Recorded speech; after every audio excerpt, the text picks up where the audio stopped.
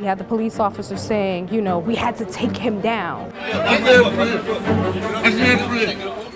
He refused to follow orders, and it cost him his life. It's been one of a long line of many incidents that have been very enraging as a citizen in our country right now.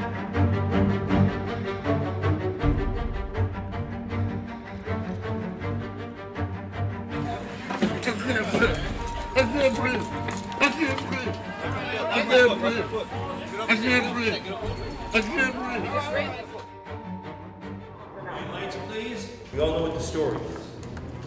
What did you see? I don't think that represented a threat.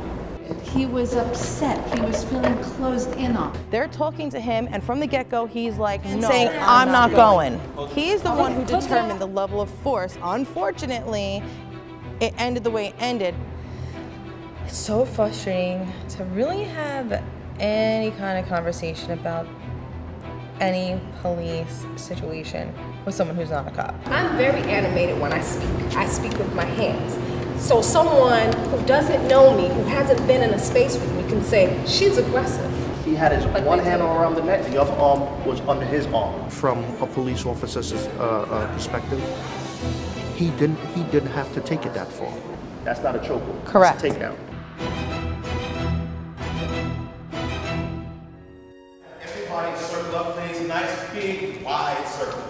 Right here in this beautifully lit space. Cool. All right. This is called red ball. You're gonna see if I can get it.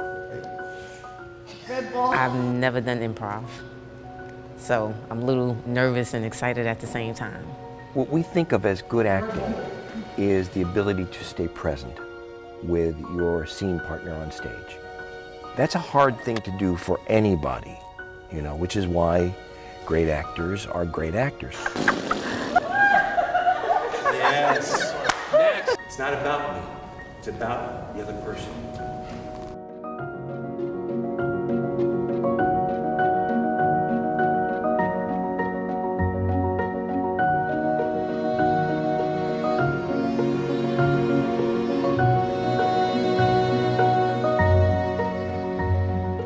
Why are you here?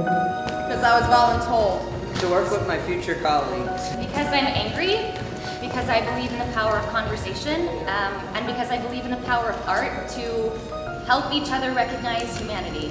To make a difference and to let people hear my heart as to why I'm a police officer. We're trying to get people in a room together where they can talk to each other. And then we're trying to get people to really think about the situation that's going on today.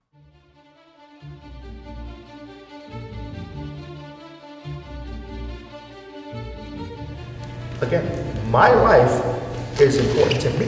One of the police officers describing that he had to sometimes punch people in the face as a way of dealing with their resistance. My kids want me to come home, so if I gotta give you a quick punch in the face to gain control.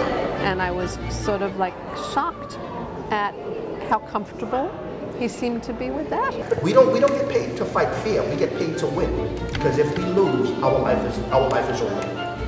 I want to be able to take off my hat, take off my uniform, put it in the locker.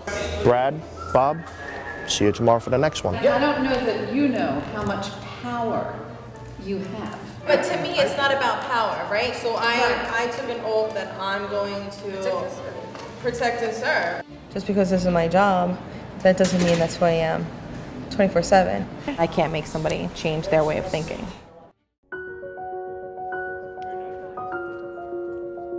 You can't force empathy and compassion, but you can create conditions for it to flourish. I want all the female officers, all the female civilians to be in one group. I want you to come up with what I'm going to call a ritual of passing that. It was like being given this mantle of anonymity and authority at the same time. And it was interesting because I noticed with the cops too, when they put the hats on, like I wasn't making eye contact any longer with just one person. It was just, it's interesting. There's a hunger in human beings to hear and share stories. And that hunger is how we learn from each other, because the stories we choose to tell reveal something about ourselves. So, November 2015, I went to pick up my wedding dress because I was getting married, and I go home and I caught my boyfriend cheating through iMessages. He's a cop, and he was cheating with another cop. I felt like she just opened up in such a vulnerable way, and I was very, very touched by that. And I just had to go over to her and tell her a story about my life that was similar.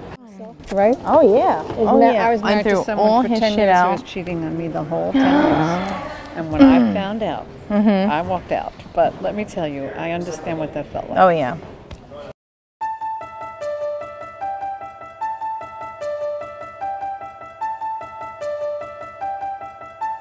I don't think you can be ready for this because it's just spontaneous, you know what I mean? I'm writing the lines on my hands because I have an intense stage fright. Just be confident, even in your lack of confidence. They've come such a long way, but now it's their show. I really feel like puking. It's like, for like, bleh. 1, 2, 3. No fear. Hi, welcome to the 21st Precinct. How can I help you? I'm doing well.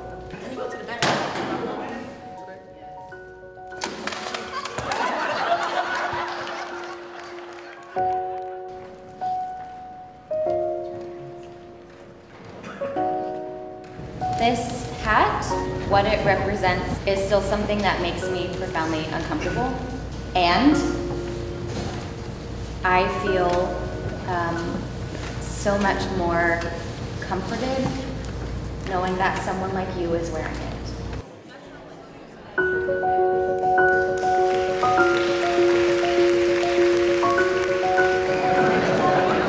Wow! It feels like all of the connections that we formed came out tonight.